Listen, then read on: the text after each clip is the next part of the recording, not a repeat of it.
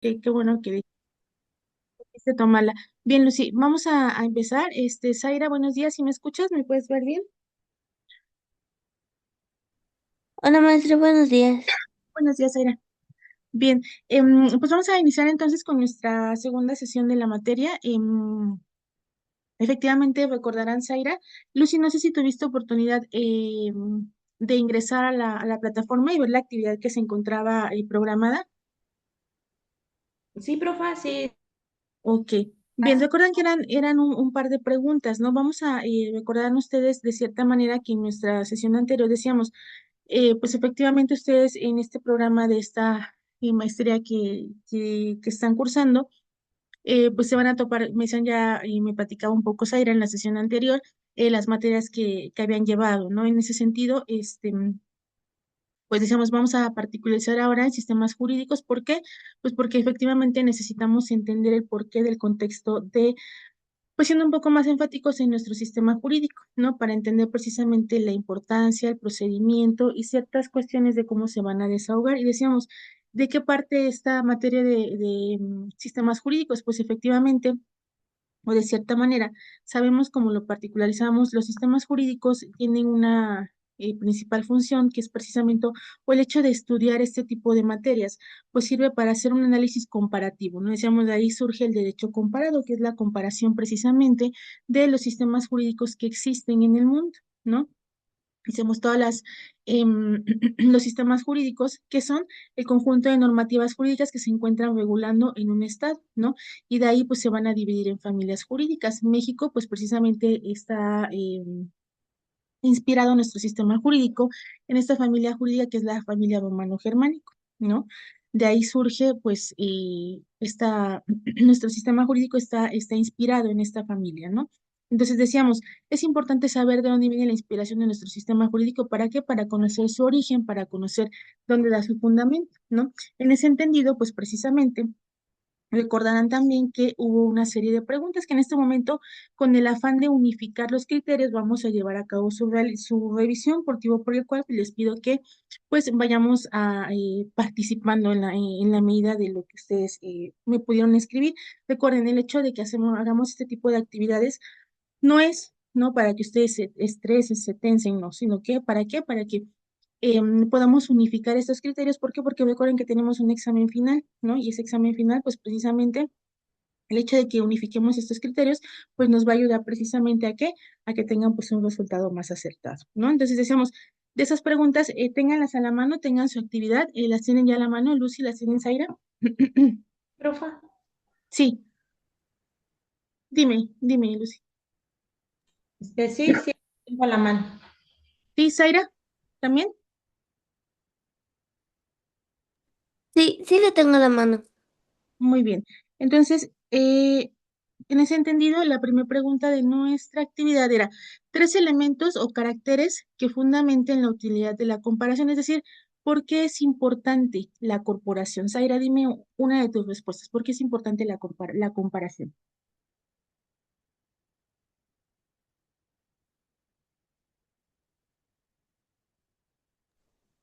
Sí, un momentito. Sí, sí, sí.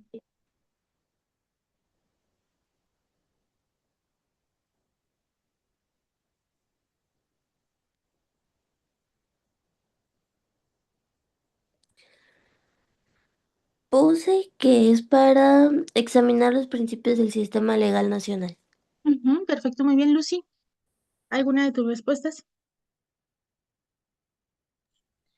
Pues yo puse que es importante la comparación porque de ahí nos vamos a, pues como la palabra lo dice, vamos a comparar y vamos a ver cuáles son las leyes o normas que se establecieron en otros países y que nos pueden servir a nosotros en aplicarlas en alguna situación o en un problema parecido. Esto nos va a llevar a tomar negativo, ver cuáles son las ventajas y desventajas y proyectar para que la sociedad tenga una mejor convivencia y se establezcan normas de equidad entre los países. Ok, claro, efectivamente, comenzamos. Gracias, Lucy. Esta utilidad que tiene la comparación y el derecho comparativo en estos sistemas jurídicos es precisamente para conocer. Recuerden que esta forma de comparación no es nueva, se ha hecho desde hace muchísimos años. Decíamos, algunos en la antigüedad, tanto en Roma como en Grecia, ocupaban esta cuestión del análisis de la comparación. ¿Para qué? Para precisamente crear sus propios ordenamientos jurídicos, tener inspiración, saber si funcionaron, si no funcionaron, qué resultados iban a tener. Es parte importante de de la comparación. Siguiente pregunta, ¿qué es un sistema jurídico? Zaira. Puse que es un conjunto de leyes, códigos, decretos, jurisprudencias que rigen a una colectividad. Exactamente, esa colectividad vamos a entenderlo como un estado y que ese estado, el conjunto de territorio, gobierno y gobernados, ¿no? Recuerden, cada estado sí tiene su propio sistema jurídico, es decir, ese conjunto de leyes, normas, jurisprudencia, costumbre, principios generales de derecho que van a ser vigentes, ¿no? Ya que nos referimos con estado a los países, ¿no? Siguiente pregunta, ¿qué es una familia jurídica, Lucy?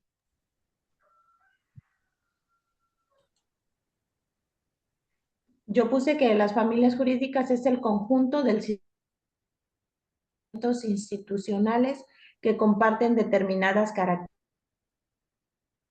Ok, jerarquías de fuentes, elementos que pongan de relieve las coincidencias y analogías entre ellos, es decir, que va a ser como, por decirlo así, todos los miembros que participan en las normas y como bien comentaba usted, pues va a depender también las cuestiones, pues las tradiciones, la filosofía, hasta la historia ok, establecida. efectivamente. Ok, Lucy, muchísimas gracias. Pues decíamos, ¿qué es una familia jurídica? Es algo muy simple, ¿no? Las familias jurídicas, bueno, los sistemas jurídicos se agrupan en familias jurídicas, ¿no? Es decir, las familias jurídicas son aquellos grupos, ¿sí? Que comparten características similares entre los sistemas jurídicos. ¿Esto por qué surge esta clasificación? Porque al ser em, pues innumerable la cantidad de sistemas jurídicos que hay en el mundo, ¿sí? Es imposible estudiar cada uno de ellos, ¿no? ¿Qué pasa? ¿Qué se realiza entonces para mayor utilidad? ¿Sí? Se crean familias jurídicas, ¿sí? ¿Para qué? Para agrupar pues todos los sistemas jurídicos, de esa manera realizar un estudio, ¿no? Un poco más complejo, ¿no? ¿Por qué? Porque si entendemos o si entendemos que en el mundo hay 195 países, imagínense estudiar y comparar los 195 países. ¿Qué sucede los 195 sistemas jurídicos? ¿Qué sucede entonces? Sí, estos sistemas jurídicos se van a conformar en familias y decíamos, algunos lo dicen que son tres, otros cuatro, otros cinco familias jurídicas, pero estas familias jurídicas que existen, ¿sí? Resulta ser que tienen características similares, ¿no? En la creación del derecho, en las fuentes del derecho, donde tienen su inspiración. Y de ahí surgen estas familias jurídicas que son las que agrupan los sistemas jurídicos, ¿ok? Siguiente pregunta. ¿Cuáles son las fases del análisis comparativo? Zaira, ¿sí contestas esa pregunta? La primera, identificar un problema o Ok, necesidad social que comparten claro. dos o más países. Ok, siguiente fase. Encontrar las soluciones jurídicas al problema. Ok, la tercera. Encontrar razones que puedan explicar las analogías y diferencias de las soluciones. Ok, y por último, ¿qué tenemos? Hay una E- valoración. Evaluar las soluciones en la resolución del problema. Efectivamente, muy bien, Zaira. Ok, siguiente pregunta, Lucy, que tenemos aquí. ¿Cuál fue el primer intento clasificador de los sistemas jurídicos contemporáneos? Yo puse que fue en París Ujú, en 1900, en el primer Congreso claro, Internacional de los Comparados, donde claro. más ilustres comparatistas del momento se abarcaron a dar a sus propuestas clasificándolos de los sistemas jurídicos del mundo. Ok, exactamente. Muy bien, siguiente pregunta, Zaira. ¿Cuáles son los elementos que componen la denominada unidad cultural? Puse primero la situación, segundo criterio geográfico, Ujú, tercero lengua, claro. cuarto raza y quinto historia.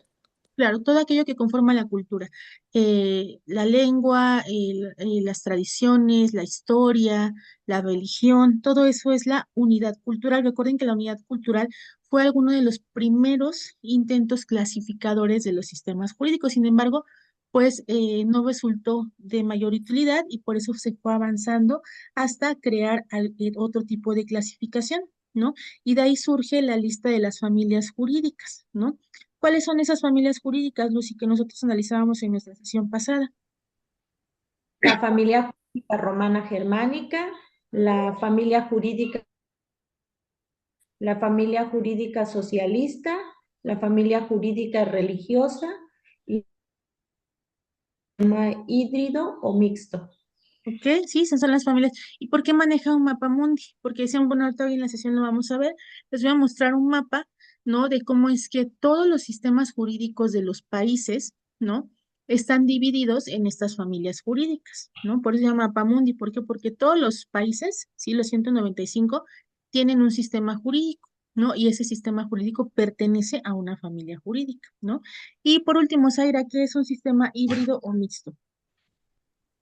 Sí, es el sistema que combina elementos de dos o más familias jurídicas distintas, ya que asimilan caracteres particulares dentro de un mismo territorio, organizando políticamente y en su correspondiente población.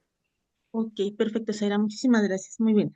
Vamos a continuar entonces. Bueno, en esta cuestión de sistema híbrido o mixto, pues decíamos, son todos aquellos sistemas jurídicos que no terminan de encuadrar de manera perfecta en alguno de los de las otras familias jurídicas. ¿Por qué? Porque tal vez tiene características de todas, o de dos, o de tres, ¿no? Y entonces, ¿qué pasa? Ya no pertenece netamente a otro. Cuando nos topemos con eso, vamos a saber entonces que ese sistema jurídico de ese determinado país, pues va a pertenecer a un sistema jurídico mixto, a un sistema híbrido. ¿Ok? Ahora, también muy importante, tal vez en el transcurso de la teoría, o cuando ustedes realicen alguna actividad, se van a topar que, por ejemplo, en el caso de la familia romano-germánico, algunos doctrinarios también lo conocen como la familia civilista o la familia de derecho civil, ¿no? Entonces no se espanten, hay diferentes formas de llamarlos, ¿no? Pero de manera principal se le conoce a, bueno, a la que estaremos analizando el día de hoy como familia romano-germánico. Y así con las demás familias van a encontrarse ustedes algunos otros nombres que les son o acepciones que les son proporcionadas, sin embargo estamos hablando de las mismas familias, ¿ok? Voy a empezar a presentar mis diapositivas. ¿Sí podemos ver la pantalla? Sí, sí, se percibe.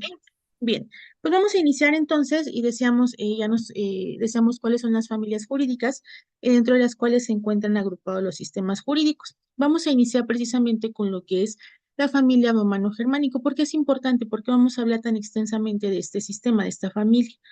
Número uno, pues porque pertenece precisamente el sistema jurídico mexicano, pertenece a esta familia jurídica. Esto cual quiere decir que nuestro sistema jurídico tiene su base, su inspiración en el sistema, bueno, en el derecho romano, ¿no? Que de igual manera, pues esa materia ustedes ya recordarán que en algún momento la llevaron en sus estudios de licenciatura, ¿no? Ahí van a encontrarse ahorita en el estudio que realicemos en este momento, pues algunos conceptos que ya tienen ustedes conocidos y dominados, ¿no? En ese entendido, pues estaremos empezando a analizar lo que es precisamente esta familia, que es la familia romano-germánica, ¿no? No es netamente romano, también tiene inspiraciones germánicas, porque a la caída del Imperio Romano, a la invasión de los germanos, ¿no? Se hace esta mezcla, sin embargo, se llega a entender que hay mayor consolidación o mayor conformación de lo que es el derecho romano en esta familia, ¿no? Algunas otras situaciones o elementos que están dentro de esta familia, pues vienen a dar ciertas características de organización social únicamente. Sin embargo, la particularidad nos lleva a conocer que la mayoría, sí, de estas características toman su inspiración en aquellas etapas del derecho romano, que fue una evolución histórica, ¿no? Entonces, vamos a iniciar estudiando lo que es la evolución histórica del derecho romano, ¿no? ¿Qué pasa? Pues antes de empezar a definir qué es el derecho romano, ¿no? Vamos a definir qué es el derecho, ¿no? Pues eso ya ustedes mejor que nadie lo tienen definido. ¿no? ¿Y qué es el derecho? Pues es una norma, ¿no? De convivencia social. El derecho es ese conjunto de normas que se encuentran vigentes y que vienen a dar una organización a la sociedad, ¿no? Entonces, ¿qué finalidad tiene el derecho? ¿Cuál es la finalidad del derecho, Zaira? Lucy, ¿cuál es? ¿Qué finalidad tiene? Ustedes que ya lo estudiaron, que ya lo están trabajando, ¿qué finalidad tiene el derecho para ustedes? Pues mantener a la sociedad unida y evitar conflictos. Ok, ¿qué más, Zaira? Básicamente creo que podría ser como poder lograr una convivencia Ujú. entre todas las personas, ya que pues se trata de que se regule la conducta de todos los seres humanos. Exactamente, el derecho tiene esa finalidad de la regulación de la conducta, ¿no? Y decíamos, aquí en esta, característica del derecho, de las normas jurídicas, es precisamente esta parte de la obligatoriedad, ¿no? Todas las personas estamos obligadas a seguir las conductas o las normas que se encuentran impuestas en una sociedad, ¿no? Aún en contra de nuestra voluntad, ¿por qué? Porque el Estado tiene esa facultad de imponer las normas, ¿no?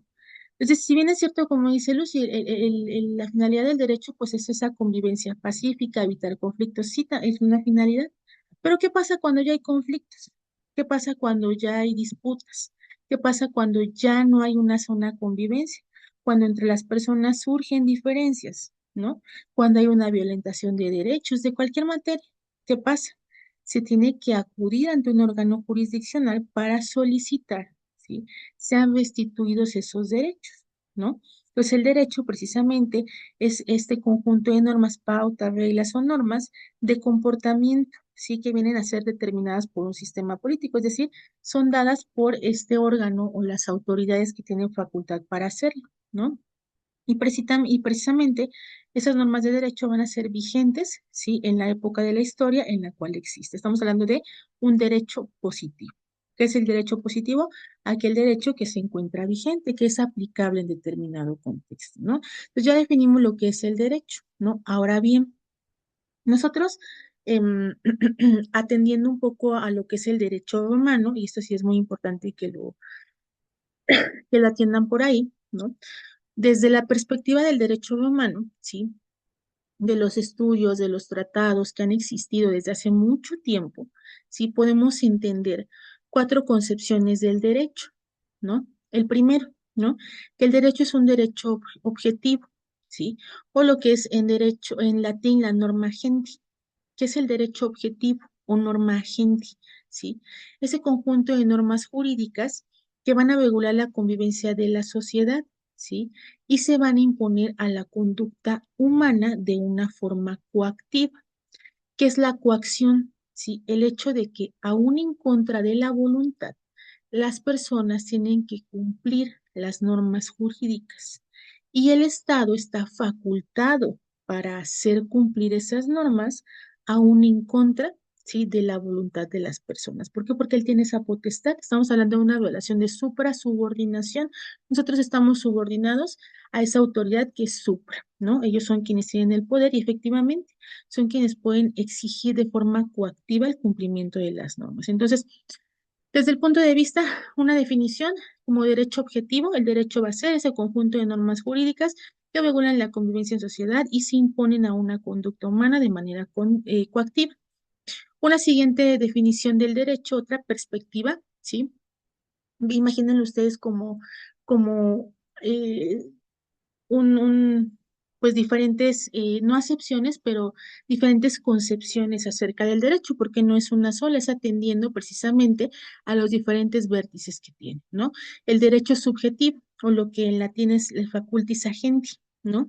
Es esta facultad jurídica, sí, que a una determinada persona atribuye el derecho objetivo, ¿no? Es decir, esa facultad, ¿no? Que se le atribuye o que se le concede a una persona. ¿Para qué? Para usar, para disfrutar de una cosa, ¿sí? Y precisamente exigir también a otra persona una cierta prestación o comportamiento, ¿de qué? De dar, de hacer o de no hacer. El derecho subjetivo es lo que conocemos, por ejemplo, como la legitimación, ¿sí? De ahí tiene su origen esta palabra que actualmente nosotros, este concepto, perdón, que actualmente nosotros ocupamos, la legitimación. ¿sí? ¿Qué es la legitimación? Dígame, Zaira, dígame, Lucy, ¿qué entienden por legitimación? Porque es precisamente este concepto de derecho subjetivo, que es la facultad jurídica que tiene que tiene una persona, ¿para qué? Para usar, disfrutar derechos y también ¿para qué? Para exigir a una determinada persona un derecho le sea respetado, restituido o bien comparecer ante un tribunal para exigir eso. Es lo que conocemos como, sí, precisamente la legitimación. ¿Se habían escuchado este término? Zaira, Lucy, la legitimación. Sí. ¿Sí? ¿Cómo me pueden, por ejemplo, Sí, ejemplificar la legitimación?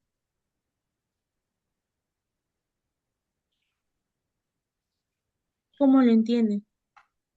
La legitimación. Ujú. ¿Cómo lo podríamos ejemplificar? ¿Qué es la legitimación? Si decimos la facultad que tiene una persona, ¿para qué? Para gozar y disfrutar sus derechos. Pero también esa facultad que tiene, ¿para qué? Para exigir a una persona, ¿sí?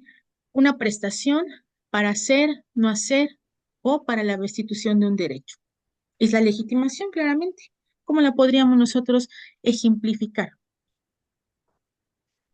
Pues yo la haría más simple de la manera de que tanto, pues es una norma que tanto nos obliga a cumplir las leyes establecidas, como también nos da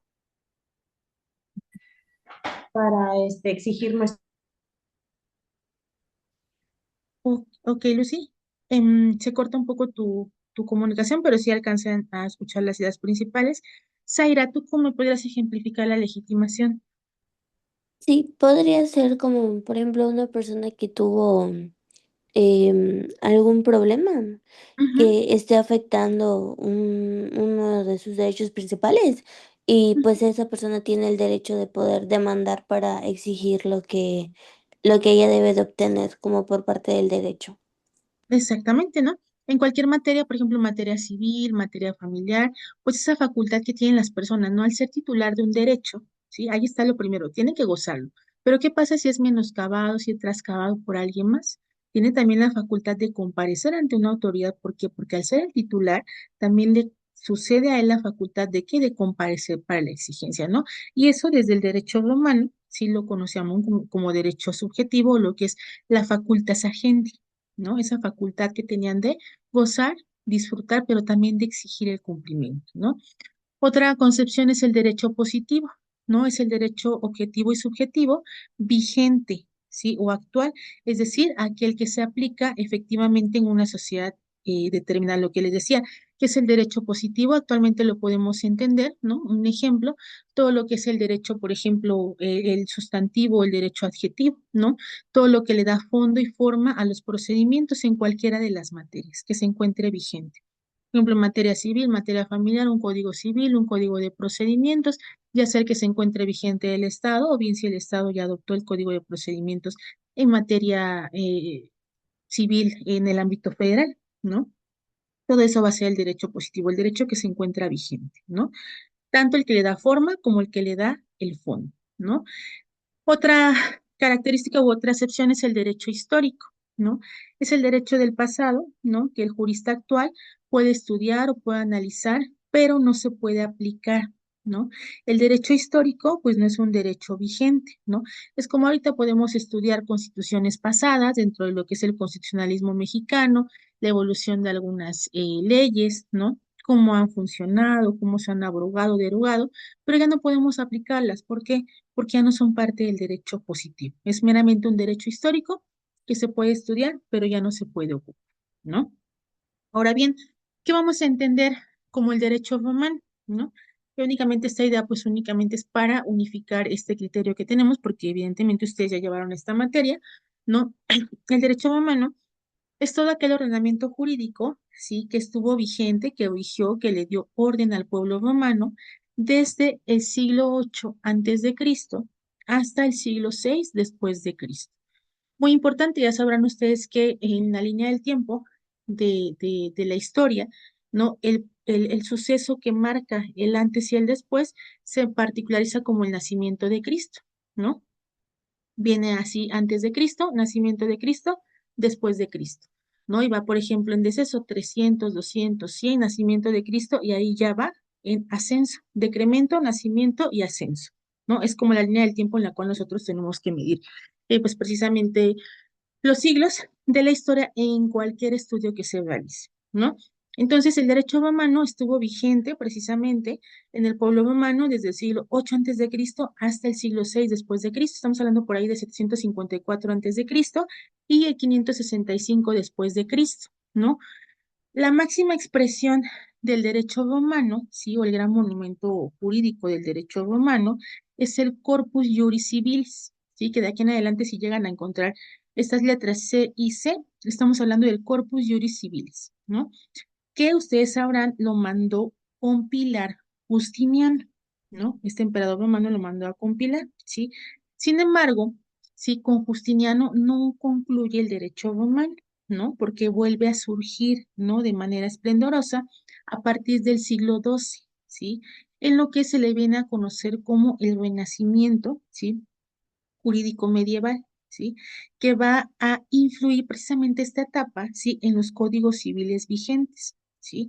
En Europa hasta el año 1900, con la publicación del Código Civil Alemán, el derecho romano fue un derecho positivo vigente. ¿Por qué? Porque este Código Civil Alemán tomó, ¿sí? Entonces algunas ideas, algunas particularizaciones de lo que era precisamente, ¿no? Esa codificación romana, ¿sí?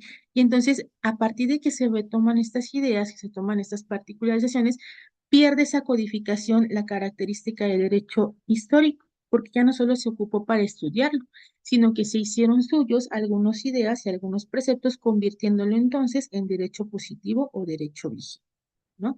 Ahora bien, lo primero que podemos advertir en todo momento es que la expresión derecho la vamos a traspolar, ¿sí? En todo momento a lo que es en latín ius. Entonces, cuando escuchen ius es derecho, ¿no?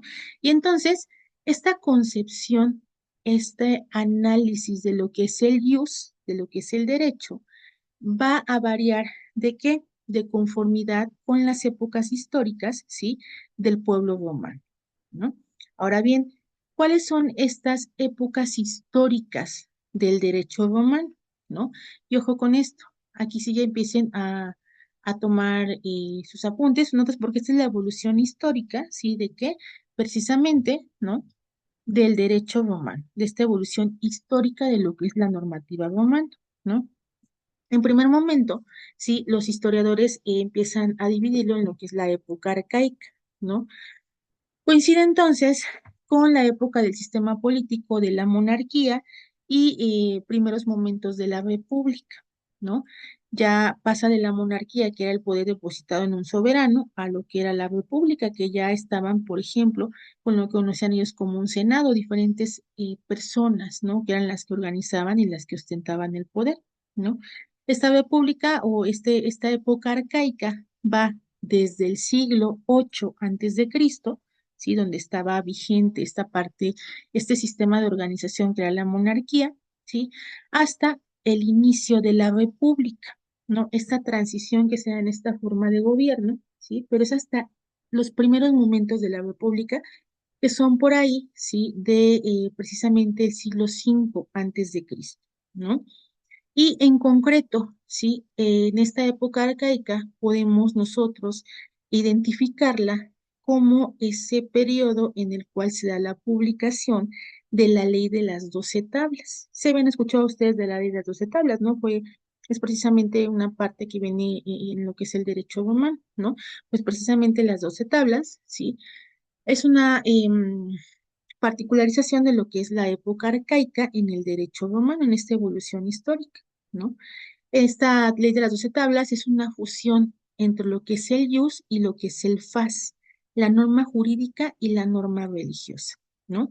Aquí hasta este punto, en esta época arcaica, todavía podemos ver cómo se está fusionando, ¿no? Lo que es la norma jurídica con la norma religiosa. Aún están fusionadas, aún están juntas y precisamente, ¿no? Se materializan en lo que es esta ley de las 12 tablas. Aquí no hay una distinción, perdón, no hay perdón, no hay una división, se encuentran siendo unidas todavía no hay pues división entre ambas, ¿no? Entonces es muy importante. Un ejemplo de esto de la época arcaica es que si bien es cierto, podemos apreciar aquí una evolución, ¿sí? De la monarquía a lo que es la república, el inicio, ¿sí? Otra característica importante, se crea la ley de las 12 tablas y característica de esto, hay una fusión entre lo que es el ius y el fas. Todavía están fusionados, ¿no? Posteriormente pasamos a la época preclásica. Esta época preclásica se da desde mediados del siglo V, ¿sí? Hasta el siglo I después de Cristo. Siglo V antes de Cristo hasta el siglo I después de Cristo, ¿no? Esta es una etapa, sí, que coincide con el sistema republicano y el inicio del principado. Nuevamente, hay una transfusión, hay un cambio, ¿no? En la forma de gobierno. Pasan de la república y ahora adoptan lo que es el principado. ¿Sí? Característica de la época preclásica, ¿sí? Aquí durante esta época ya hay una separación entre el ius y entre el fas, es decir, entre el sistema jurídico y las normas religiosas, ¿no? Aquí ya el fas toma su propio rumbo, ¿sí? Entonces, ¿qué pasa? Son normas religiosas, ¿sí? Que vienen a ser únicamente interpretadas por aquellas personas tanto como sacerdotes, pontífices. ¿Y qué pasa con el yus?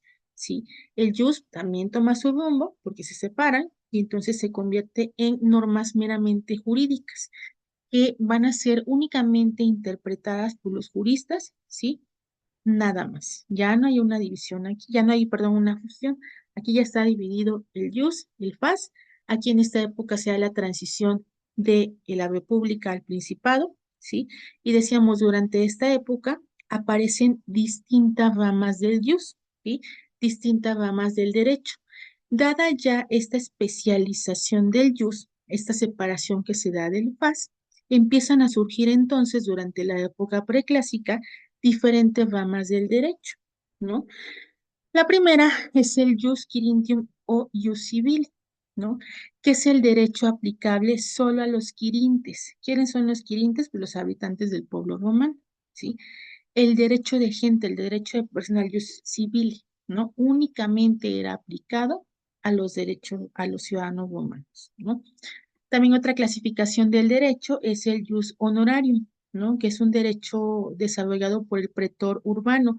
¿Quién era el pretor? Pues aquí, en esa época una imagen parecida a un magistrado, algún administrador de justicia, ¿no? Esos eran los pretores, aquellas personas que se encargaban de la administración de justicia, de la interpretación de las leyes, ¿no?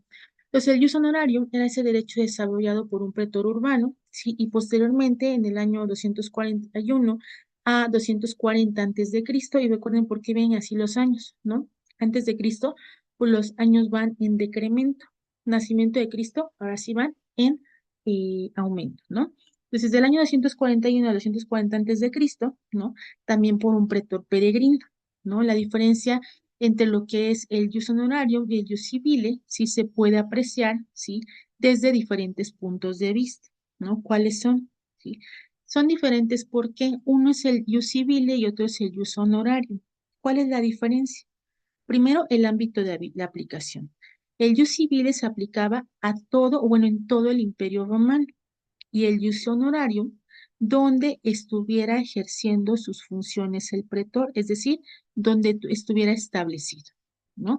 En esa demarcación, obviamente, del Imperio Romano. El Imperio Romano estaba compuesto, pues, de diferentes situaciones geográficas, ¿no? Si bien es cierto, el jus civil era aplicado de manera general, ¿sí? El jus honorarium, que era una forma de derecho que era desarrollado, es decir, los pretores tenían esa facultad de desarrollar, ¿sí? Sus propios conceptos, preceptos, formas de aplicación, cosas que no estaban contempladas en el jus civil. Ellos tenían la facultad de acuerdo a su interpretación, de acuerdo a lo que sabían y de acuerdo a lo que en ese momento dictaban, creaban el jus honorario. Pues el jus civile ya estaba para todos, ¿no? Pero el pretor tenía la facultad de ¿qué? De crear el jus honorarium y aplicarlo en el lugar donde estuviera ejerciendo sus funciones, ¿no? Otra diferencia entre estos dos tipos de derechos, el jus civile y el jus honorarium, es la vigencia, ¿no? ¿Por qué? Porque el jus civile se aplicaba de manera, tenía esa característica de ser permanente en el tiempo, ¿sí? No cambiaba mientras tanto y cuanto estuviera vigente, ¿sí? Y no hubiera algún cambio, alguna reforma, se consideraba permanente, ¿no? El ius civil. Y el ius honorarium se podía renovar anualmente, ¿no? ¿Por qué? Porque los pretores eran nombrados, eran renovados cada año, ¿sí? Y al término de su cargo, el derecho que creaban ellos mismos en esta facultad que les concedían, ¿sí? Podía ser que se mantuviera o bien que el nuevo pretor decidiera dictar nuevas normas, nuevas interpretaciones y dejar de lado todo lo que su antecesor había creado, ¿no?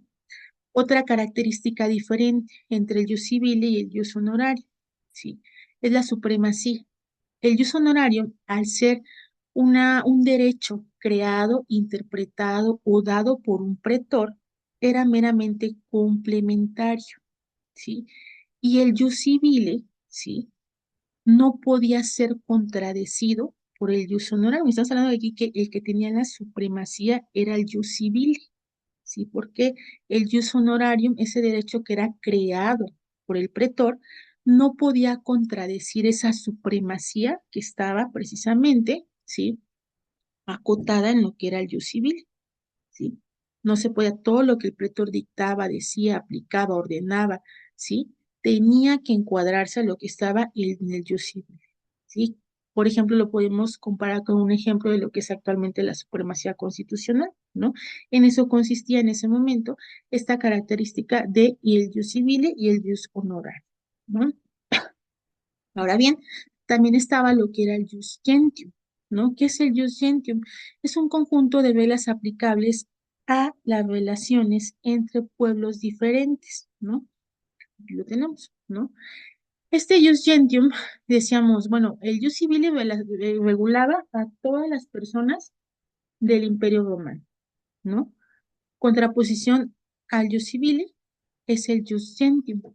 El ius gentium eran todos estos conjuntos de reglas aplicables a la relación entre pueblos diferentes, ¿no? Así como el conjunto de reglas del derecho romano que regulaban a todos los habitantes libres del Estado romano y en particular a los peregrinos, aquellas personas, ¿no? Que de cierta manera no gozaban de ser netamente ciudadanos romanos. Para ellos se les aplicaba un derecho diferente, que es el jus gentium, ¿sí? El derecho de gente, ¿sí? Este derecho, para que lo podamos entender, se aplicaba, ¿sí? En las relaciones que existían entre ciudadanos romanos y peregrinos que no pertenecían a ninguna ciudad, ¿no?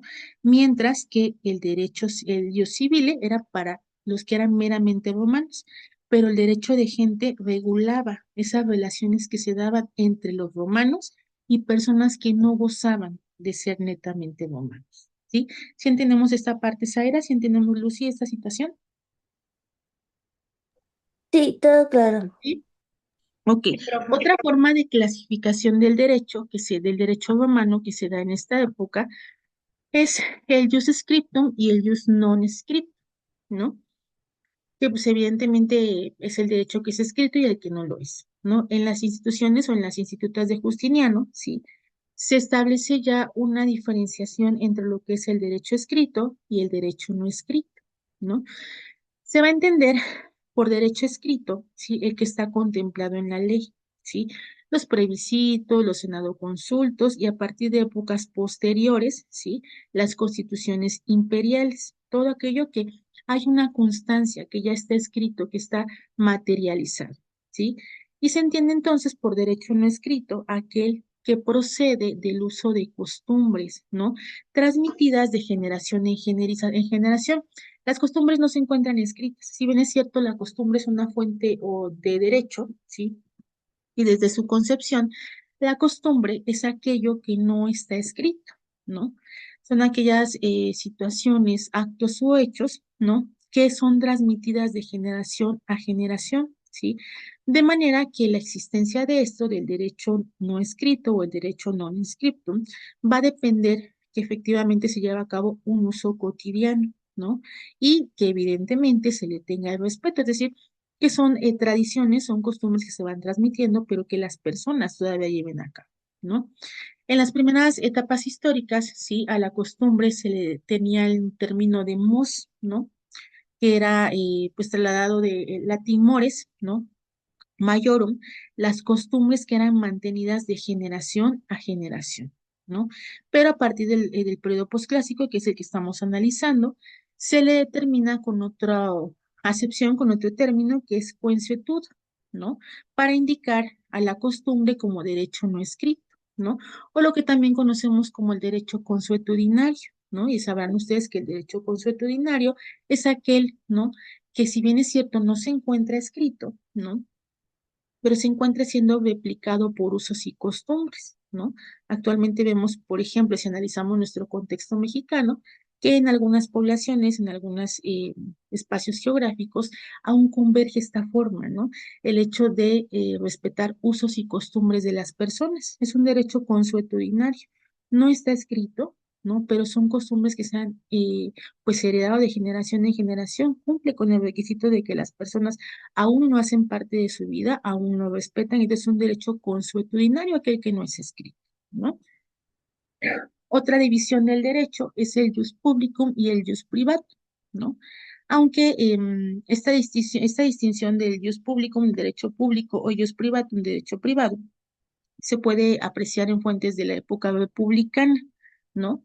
En esta época de gobierno de la República, si ya se empieza a hacer esta división de lo que es el derecho público y el derecho privado. Sin embargo, es Ulpiano, ¿no? El que particulariza cuál es la diferencia entre lo que es el derecho público y el derecho privado, ¿no? Y el piano dice, es el derecho público el que corresponde al Estado de la cosa pública, ¿no? Privado el que respeta a la utilidad de los particulares, ¿no?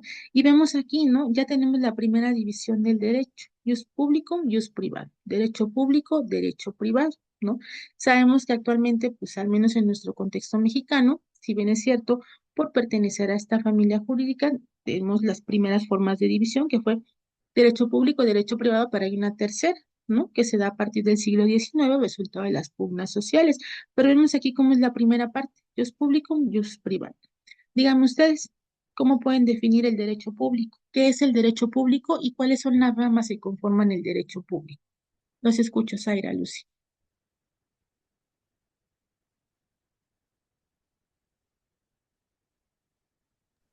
Sí, ¿lo puede volver a repetir, por favor? Sí. Digan ustedes su concepto de lo que es el derecho público y el derecho privado. ¿Qué es? Y así mismo, ¿sí? ¿Cuáles son las diferentes disciplinas o áreas del derecho que están pues divididas, están pues enfocadas en estas dos ramas del derecho, derecho público y derecho privado, lo de actualmente.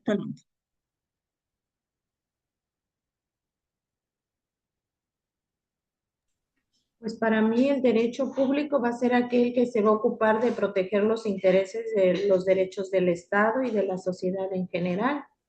Ujú. Y el privado, pues ahora sí ya se va a especificar más en un solo problema. Ok, ¿algo más, Zaira? Gracias, Lucy.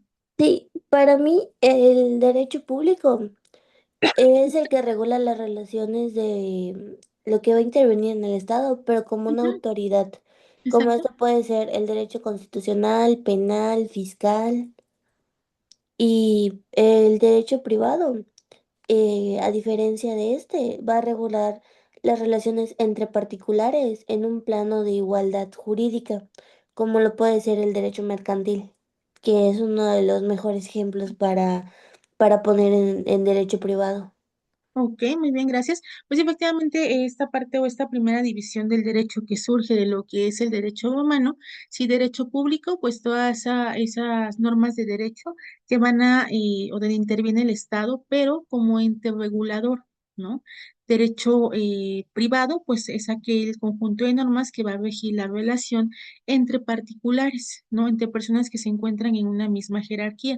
Derecho público, ¿no? Como le decían, por ejemplo, también donde el gobierno pues tiene esta facultad, ¿no? Derecho administrativo, derecho fiscal, es derecho público, ¿sí? Se regulan las relaciones dentro de aquellos entes de gobierno para con las personas que estamos en un nivel de subordinación, ¿no? Son todas esas normas jurídicas. Y el derecho privado, normas jurídicas que van a regular la relación entre particulares, derecho civil, derecho familiar, derecho mercantil, ¿no? Esa es la regulación o la clasificación de las normas de derecho que se dan en un principio. Y vimos ahora cómo se traspola nuestro sistema jurídico. Sin embargo, nuestro sistema jurídico, ¿no? Y dado las diferentes evoluciones, yo siempre se los digo, el derecho evoluciona, ¿por qué? Porque al ser una ciencia social, al tener como objeto de estudio al hombre, a la sociedad no se queda permanente, es un ente que evoluciona. Al evolucionar entonces, evolucionan las necesidades y a partir del siglo XIX se dio la necesidad de esta creación de una tercera rama del derecho actualmente, que es el derecho social, que surge como resultado de la creación de todas esas inconformidades que hay, sí, por parte o la lucha social, ¿no? Entonces, pero sí, sí es cierto, no podemos dejar de lado que la primera división del derecho nos marca derecho privado y derecho público, ¿no?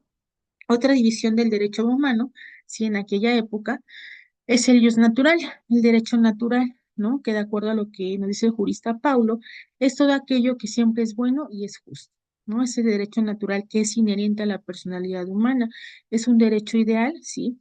Que no teniendo por el mismo fuerza obligatoria, sí, es el mismo que en todos los tiempos, ¿no? Siendo la fuente en la que el legislador o el jurisconsulto deben apoyar sus fundamentos para justificar cualquier norma jurídica, ¿no? Con la finalidad de conseguir el respeto y respaldo de la sociedad. El derecho natural son todos aquellos derechos que simplemente por tener personalidad, por el hecho de ser seres humanos, gozamos. Es un derecho que nos asiste, ¿no?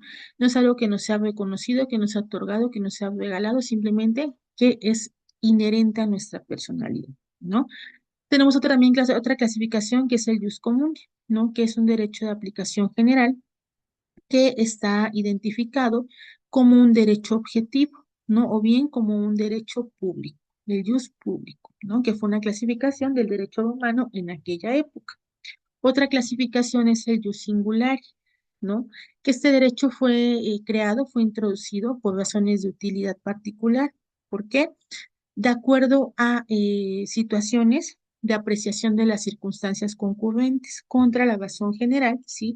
Y precisamente la autoridad de quienes lo constituyen, ¿sí? Entonces, se da este derecho singular que precisamente viene a ser, ¿no? Tal vez interpretaciones que no estaban pactadas, pero que por ser de utilidad para ciertos casos particulares, ¿sí? Se tiene que hacer una excepción a lo que ya está escrito, a lo que ya está vigente, ¿no? Y tiene conceptos, pero está justificada por algunas razones. Esas excepciones en la aplicación de las normas vigentes en aquella época, ¿sí? Tuvieron esas excepciones precisamente, pero esas excepciones tuvieron que haber sido justificadas. ¿Por qué? Por utilidad, ¿sí? Por equidad, por justicia, por benevolencia o precisamente por bondad, ¿no? Están ahí, utilitas, equita, justitia, benevolencia y benignitas, ¿no? Es un derecho singular, ¿sí? Es decir, aquellas excepciones, ¿sí? En las cuales no se aplicaba el derecho que ya se encontraba pactado, ¿no? Es un derecho singular, ¿no?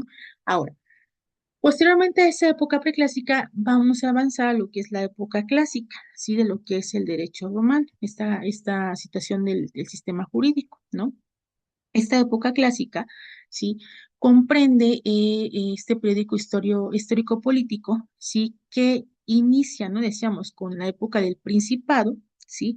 Hasta la época del emperador Diocleciano, es decir, finales del siglo I antes de Cristo hasta el siglo III después de Cristo, ¿sí? En este periodo se produce el desarrollo de las escuelas jurídicas, ¿sí? Los sabinianos, los preculeyanos, ¿sí? Y precisamente en esta época aparecen distintas definiciones del derecho también, ¿no? Que marcan de manera decisiva la interpretación o la interpretatio de los juristas, ¿no? En esta época surgen algunas otras definiciones de lo que es el derecho, ¿no?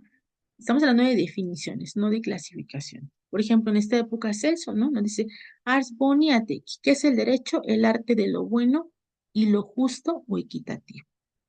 Hay otra definición del derecho que nos proporciona Ulpiano, que nos dice que los tres preceptos jurídicos son vivir honestamente, no dañar a nadie y dar a cada uno lo que le pertenece, ¿no? Para el piano, estas son las tres máximas del derecho, ¿sí? Las tres máximas, los tres preceptos básicos del derecho. Vemos entonces como aquí, tal como lo marca la introducción, pues hay la aparición de algunas otras definiciones por cuanto a lo que es el derecho, ¿no? Y analizamos lo que nos proporciona Celso y lo que nos proporciona Ulpiano, ¿no? Posteriormente, en esta época, al término de la época clásica, viene la época posclásica y justinianea, ¿no? Que precisamente abarca del periodo desde el emperador Diocleciano, del siglo III después de Cristo, hasta Justiniano, ¿sí? Que fue del siglo VI después de Cristo, ¿sí? En este momento histórico, sí, el término jus, el término derecho, pierde su carácter clásico, ¿no? Para quedar entendido como un derecho, ¿sí? Que es desarrollado por la jurisprudencia, ¿sí? Que es iura, ¿no? La iura, adquiriendo el término leyes o leyes, ¿no? Que es el significado del derecho que nace directamente del poder del emperador, ¿sí? Por medio de las constituciones imperiales, ¿no? Entonces aquí ya no estamos hablando de jus, de derechos, sino ya de leyes, leyes que precisamente vienen a ser dictadas, ¿sí? Por esa facultad que tiene un emperador, ¿sí? Y que se va a realizar o se va a materializar por medio de lo que son las constituciones imperiales, ¿no? Es una etapa en la que se produce lo que se conoce como una vulgarización del derecho, ¿no? O la etapa del derecho romano vulgar. ¿Por qué? En este periodo, pues algunos estudiosos aseveran que es una época del derecho que es poco innovadora, ¿sí? ¿Por qué? Porque se repiten constantemente soluciones jurídicas, ¿sí?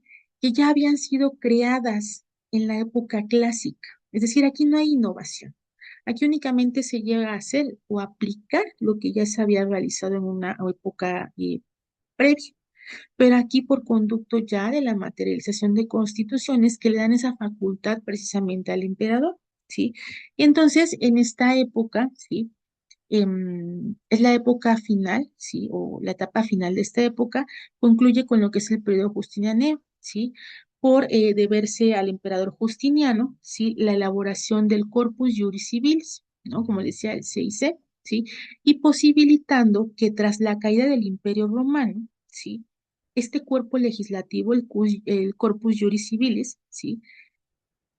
Permita, ¿sí? Que una vez que el Imperio Romano cae, su derecho, ¿sí? Es decir, ese derecho ya escrito, ¿sí?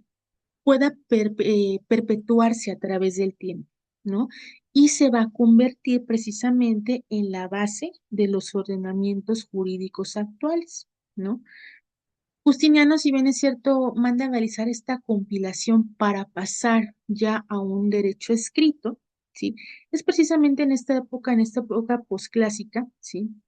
Donde se da esta concretación o elaboración del Corpus Juris Civilis, que efectivamente es la compilación de todo el derecho romano, ordenada por Justiniano. ¿Qué tiene de trascendencia? Que una vez que el Imperio Romano cae, sucede entonces que su cuerpo legislativo queda materializado. ¿Qué utilidad tiene? Que se convierte precisamente en la base de diversos ordenamientos jurídicos actuales. Es lo que le da la base precisamente, ¿no? ¿A qué? A la familia jurídica romano-germánica, ¿no? ¿De dónde? Pues precisamente de estas compilaciones, que es el Corpus Juris Civilis, que fue la compilación de diferentes ordenamientos jurídicos vigentes en Roma y que precisamente ordenó Justiniano, ¿no? Convirtiendo entonces de lo que era un derecho consuetudinario a lo que era ya un derecho escrito, ¿no? ¿Dudas de esto? Zaira, Lucy, No, maestra, todo claro. ¿sí? Lucy. Bien. Entonces ahora, decíamos, ya analizamos los antecedentes de lo que es el derecho romano, ¿no? Ahora bien, ¿qué sucede entonces con la familia romano-germánica, ¿no? La característica principal, y ojo con esto, ¿sí? De la familia romano-germánica, como ya lo dijimos, tiene su origen en lo que es el derecho romano, ¿sí? Es decir, el ordenamiento jurídico que rigió a los ciudadanos de la antigua Roma desde la fundación, que fue en el año 753 antes de Cristo, ¿sí? De acuerdo a la tradición, ¿sí? Pero también hay otra herencia que forma parte de esta familia, que es precisamente, ¿sí? Las normas de los pueblos germanos, ¿sí? Los germanos invadieron el Imperio Romano de Occidente, ¿no? Se da esta fusión, decíamos, si bien es cierto, el Imperio Romano cae, ¿sí? Quedan sus codificaciones. Quedan esas codificaciones cuando los germanos invaden el Imperio Romano. Es evidente que al salirse de esta invasión, pues empiezan ellos a implementar su sistema jurídico, su normativa en este territorio conquistado, ¿sí? Pero ¿qué sucede? Se realiza una fusión, ¿no? Hay características de la codificación romana, pero también hay características de las normas de los pueblos germanos. Y a través de esto surge esta fusión, lo que es la familia romano-germánica, ¿no? De ahí proviene precisamente esta denominación, ¿no? A esta familia, como yo se los dije, tal vez en algunos otros estudios la van a conocer o la van a encontrar ustedes como el civil law, ¿sí? Y que viene a ser precisamente la contraposición a la otra familia jurídica que es la del common law, ¿no? Entonces, la romano-germánico o del civil law es la contraposición a la otra familia, que es el common law, ¿no?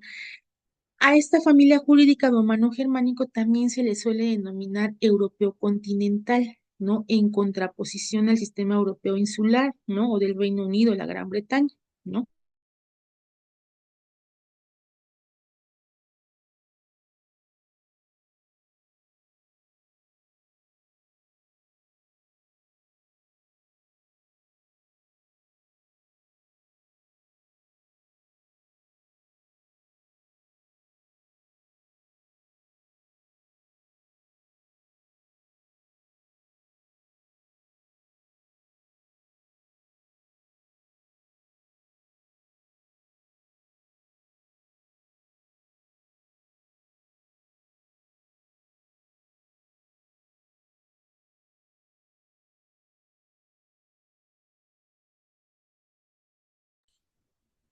Profa, no la escucho, no sé si es mi internet o es el de usted. ¿Ya se salió? Sí, creo que sí falló su internet. Ah, ok.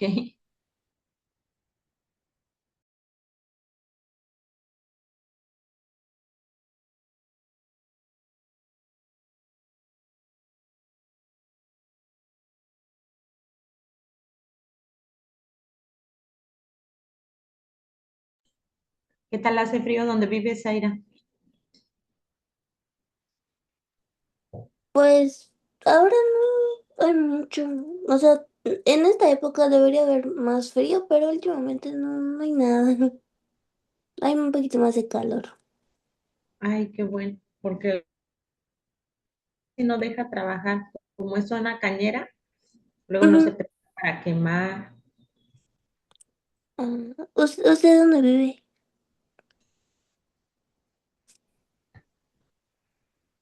¿Tú eres de Tierra Blanca? No. No, yo soy de Yucatán. Ah, si estás del estado. Sí. Con razón, tu acentuación es diferente. Ajá. ¿Ahí acostumbran a decir mucho bomba o no? Am, pues, o sea, así como que coloquialmente no. O sea, sí se utiliza, pero como más en comediantes o algo así. Ay, mira, acá somos más jarochitos. Hace más Ajá. calor, pero pues también el...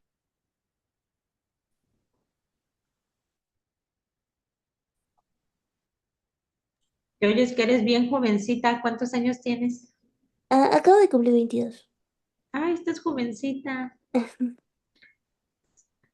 Yo ya tengo 43.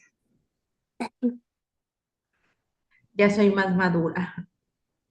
Ajá. No, ay.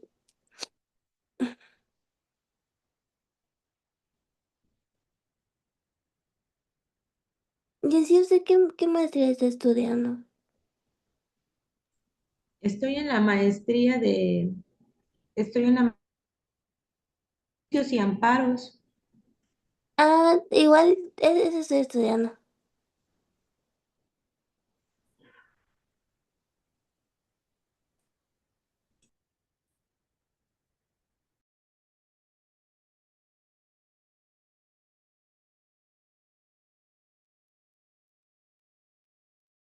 Zaira, Lucy, ¿sí me escuchan? Sí, Sí, ahora sí. Una disculpa, es que se fue la luz aquí en mi casa, su casa, y bueno, no sé qué sucedió, pero ya volvió y tardó un poco en establecerse el internet. Ok, una disculpa. Voy a volver a... eh,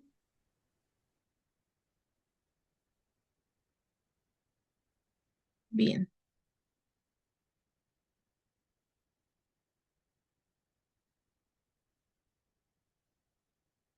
en un momento.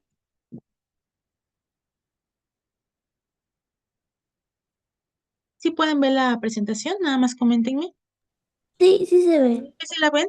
O que es la parte en la que nos habíamos quedado, ¿no? Entonces decíamos, bueno, la familia romano-germánica se le conoce también como la familia del Cibelau, en contraposición a lo que es el Common Law, y se le suele denominar un sistema jurídico europeo continental, en contraposición precisamente a lo que es el sistema europeo, al sistema insular del Reino Unido, de la Gran Bretaña, inclusive de Irlanda del Norte, ¿no?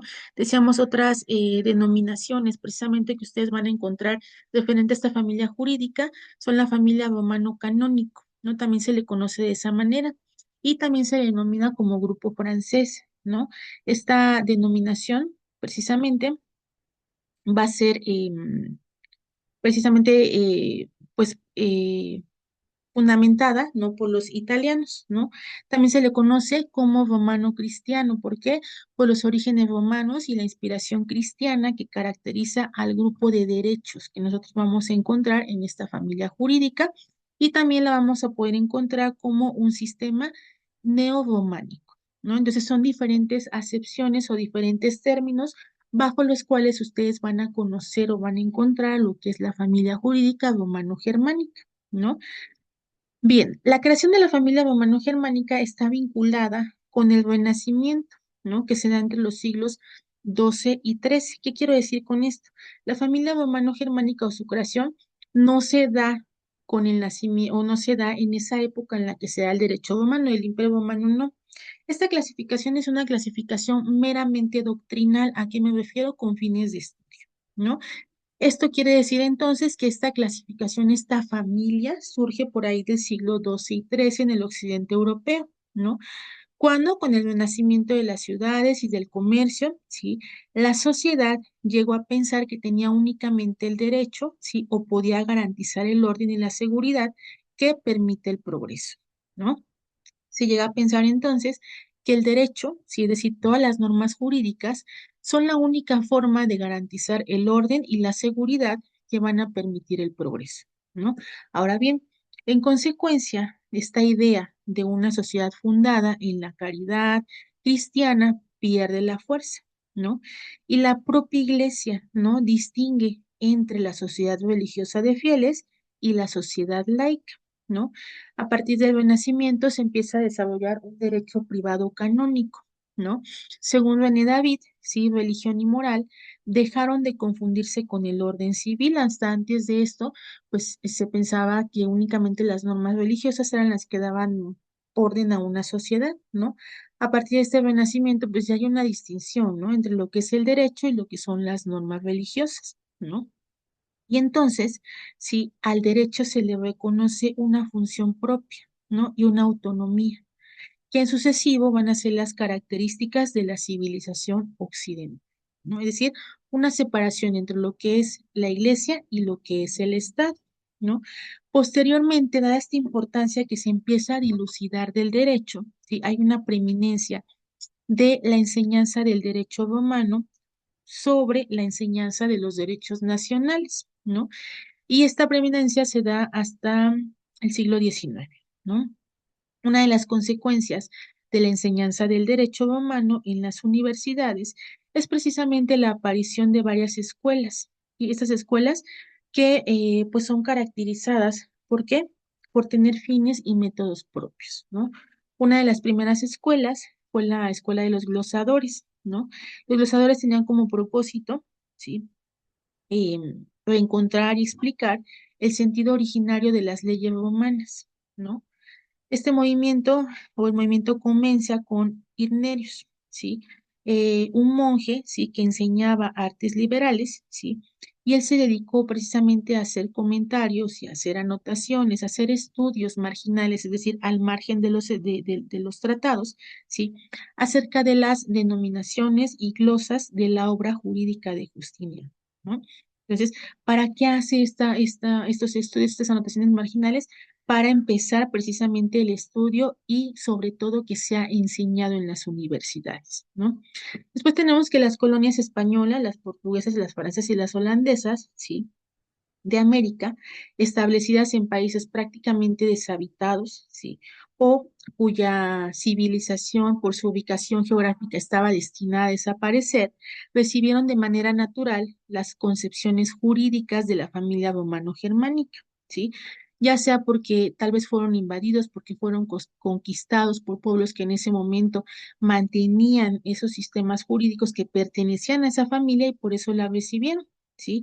Y entonces, conforme a las nuevas sociedades en América, ¿sí? Se fue desarrollando, ¿sí? Ese derecho práctico, ¿sí? Que se aproximó a un derecho erudito, ¿no? Que es un derecho doctrinal, un derecho estudiado que era impartido en las universidades de América, ¿no? Y pues en ningún momento no se planteó, ¿sí?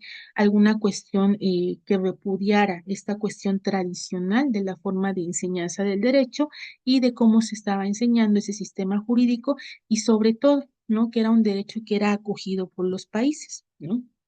Ahora bien, ¿cuál es la estructura que guarda y cuáles son los conceptos fundamentales de la familia romano-germánica, ¿no? Primero, vamos a hablar en esta parte de conceptos, vamos a hablar de los derechos, las fuentes que dan origen del derecho romano, ¿no? De la familia romano-germánica, ¿sí? Los derechos de la familia romano-germánica, ¿sí? Esto es para que ustedes me entiendan esas características, ¿sí? Por cuanto hace los derechos, y no hablo de derechos de la familia, ¿no? Hablo de aquellos derechos que distinguen a los sistemas jurídicos que pertenecen a la familia romano-germánica, ¿no? ¿Qué pasa? Los derechos que caracterizan a estos sistemas jurídicos, ¿sí? Difieren entre ellos por cuanto hace al fondo, ¿no? Su derecho público en particular difiere considerablemente en relación con determinadas opciones políticas, ¿sí? Con mayor o menor grado de centralización, ¿sí? En esta parte, el derecho privado va a tener o va a materializarse en concepciones pues variadas, ¿sí? Y tener un grado de desarrollo diferente. Y aquí es muy importante considerar las características que se originan o que dan origen a las reglas del derecho, es decir, las divisiones, los conceptos y la noción de regla y derecho, ¿no? Tenemos entonces que en todos los países de la familia romano-germánica, es decir, todos los países que tienen un sistema jurídico que pertenecen a la familia romano-germánica, ¿sí? La doctrina jurídica va a reunir las reglas del derecho de las mismas categorías, ¿sí? La gran división básica, como ya se los dije, del derecho es derecho público y derecho privado. Esa es la división básica. Todas las familias los sistemas jurídicos que pertenezcan a esta familia van a tener básicamente estas dos características, estas dos divisiones, derecho público y derecho privado, ¿sí? Y nuevamente dirán, ¿y por qué pertenecemos a esta familia si nosotros tenemos tres clasificaciones? Sí, es cierto, pero también ostentamos la gran división básica y decíamos, el derecho social surge a partir del siglo XIX. Sin embargo, la básica fue derecho público, derecho privado, que es una característica de nuestro sistema jurídico, así como el de los demás sistemas jurídicos que pertenecen a esta familia, ¿no? Los esfuerzos de los juristas se concentraron entonces en el estudio del derecho privado, ¿sí? Y en el derecho público, que como ya lo dijimos, cuál es el ámbito de clasificación o el ámbito de estudio de cada uno de ellos, ¿no? Decíamos, derecho público, todas aquellas relaciones que existen entre particulares y pues eh, eh, en esta relación de suprasubordinación, donde precisamente el Estado, ¿no? Interviene precisamente en una relación con un particular, derecho administrativo, derecho fiscal y el derecho privado, ¿no? Lo que era precisamente, pues, esta parte de regular relaciones entre particulares que ostentan una misma jerarquía, ¿no? Donde es el Estado el que interviene como ente regulador de algún tipo de situación, de algún tipo de conflicto o de reconocimiento o solventación de un menoscabo en algún tipo de derecho, ¿no? Esa es la regulación básica del derecho, ¿no? Otra característica importante de esta familia romano-jurídica, las fuentes del derecho. Antes de eso, dígame qué es una fuente del derecho. ¿Qué entienden como una fuente del derecho?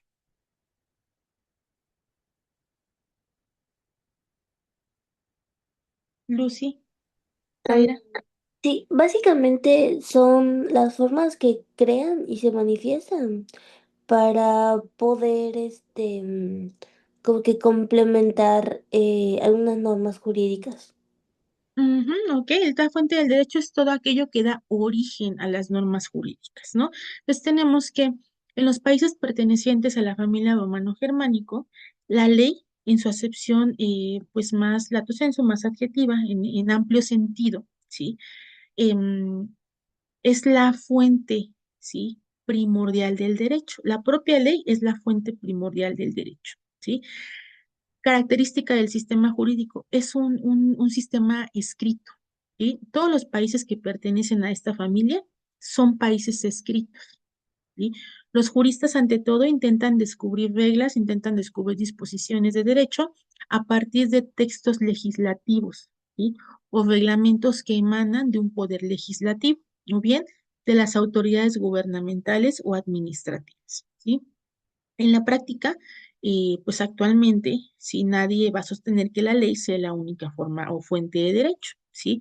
Y que una operación puramente lógica de la interpretación de la ley pueda aplicarse a todos los casos, ¿no? Y conducir a una solución del derecho que se necesita, ¿no? Pero, pues vamos a entender que una característica de los sistemas jurídicos que pertenecen a esta familia es precisamente que la principal fuente del derecho es la ley, ¿no? Y tenemos aquí la ley que en los países de la familia romano-germánica se considera, sí, principalmente para los juristas, el método para fundar y motivar las soluciones de controversia, es decir, la propia ley. ¿Sí? En estos países o en los países que pertenecemos a este tipo de familia, las disposiciones de derecho escrito que emanan de un poder legislativo, quien es quien tiene la facultad, pues, para llevar a cabo este proceso de creación de leyes o de la administración pública, tienen una prelación de jerarquía normativa, son quienes tienen esta facultad precisamente de la creación de las leyes. Estamos hablando de creación porque lleva un proceso. Si bien es cierto, también presidente, también la ciudadanía puede proponer, pero ¿quién lleva a cabo el proceso? ¿Quién lo agota? El poder legislativo, que es su principal función, ¿no? Ahora bien, ¿qué más? Constituciones o leyes constitucionales ocupan la cúspide de la jerarquía normativa. Parte muy importante, y lo saben ustedes también, si esto em, vamos a traspolarlo a esta cuestión de lo que es, por ejemplo, la pirámide de Kelsen, ¿no? Que nos habla de la supremacía constitucional. ¿Qué quiere decir esto, no? En los países que pertenecemos a la familia romano-germánico, las constituciones o leyes constitucionales ocupan la cúspide, es decir, la parte alta de la jerarquía normativa. No puede haber nada por encima de la Constitución. Todas las demás leyes normativas, decretos, reglamentos tienen que emanar de la Constitución. ¿Qué quiere decir esto? Que no pueden contradecir a la Constitución, ¿no? Por ejemplo, pues de cierta manera, ¿no? En nuestro contexto mexicano, pues también sabemos que se habla de esa supremacía constitucional en diferentes países también. ¿Por qué? Porque todo tiene que emanar precisamente de lo que es las constituciones, ¿no? La costumbre, que también es una fuente del derecho, ¿no? Para la escuela positivista, que se afanó por aniquilar la función de la costumbre, al considerar que la costumbre pues no tenía más que una función limitada. ¿Para qué? Pues para precisamente llevar a cabo el desarrollo, ¿no? De una fuente del derecho, ¿sí? Hay una contraposición a estas ideas que viene a ser dada por los juristas franceses y alemanes, ¿no? Que tienen esta teoría o esta idea, ¿sí? que precisamente se inclinan a considerar que una costumbre como una fuente de derecho absoluto, ¿no? Por ejemplo, en Alemania, en Suiza y en Grecia, Suiza y Grecia, por ejemplo, se afanan en presentar a la ley o a la costumbre como una fuente de derecho en el mismo plano, ¿sí? En Australia, en Italia, sí, a la costumbre se le permite, por ejemplo, en los casos conforme la ley permita, resolverlos de acuerdo a lo que es la costumbre, ¿no? Para la familia romano-germánica, la costumbre, ¿sí? Está condenada a no tener más que una función secundaria, que es precisamente que la costumbre sirva para qué, pues para ser un precedente de creación de leyes, ¿no? Eso es para lo cual se ocupa dentro de nuestro sistema jurídico. Otra fuente de derecho es la jurisprudencia, ¿no? También es considerada una fuente de derecho. Su cantidad y calidad se reflejan en la importancia que posee la jurisprudencia. ¿Y qué es la jurisprudencia? Pues la interpretación que se lleva a cabo de los preceptos jurídicos, ¿no? Como una fuente de derecho en la familia romano-germánica, ¿no? ¿Cómo surge esto? Pues primero el juez tiene que pronunciar una resolución, ¿sí?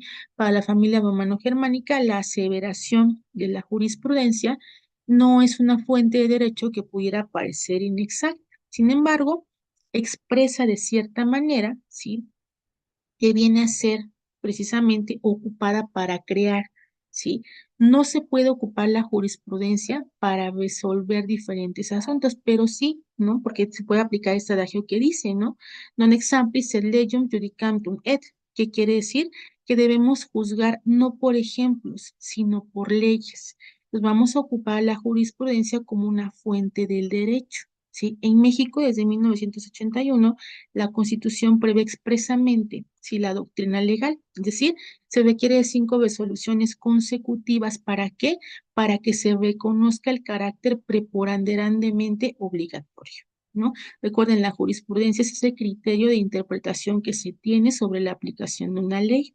Es emitida únicamente por los órganos que están facultados, pero, ¿sí?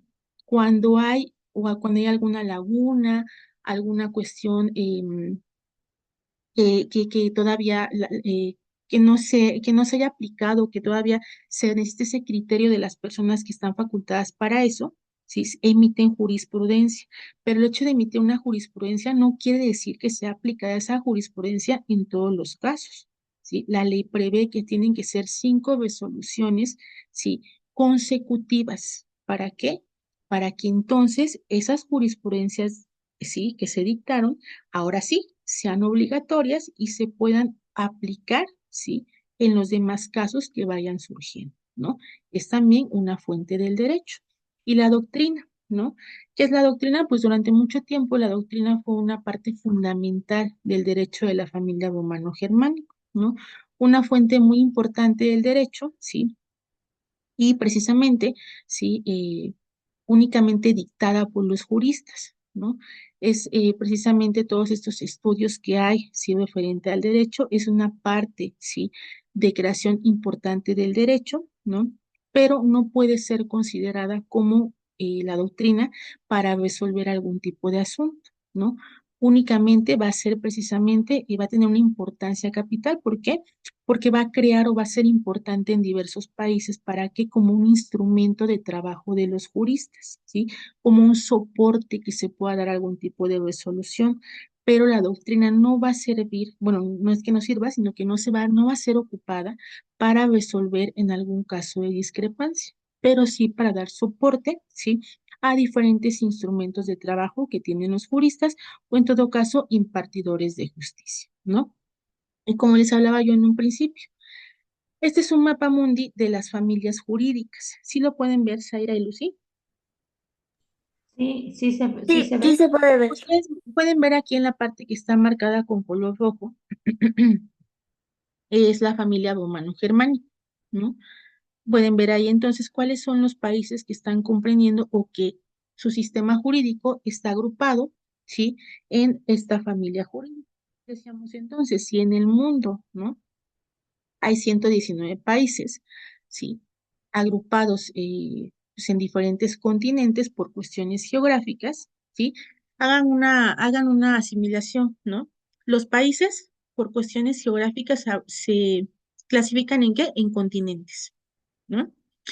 Los países tienen sus sistemas jurídicos.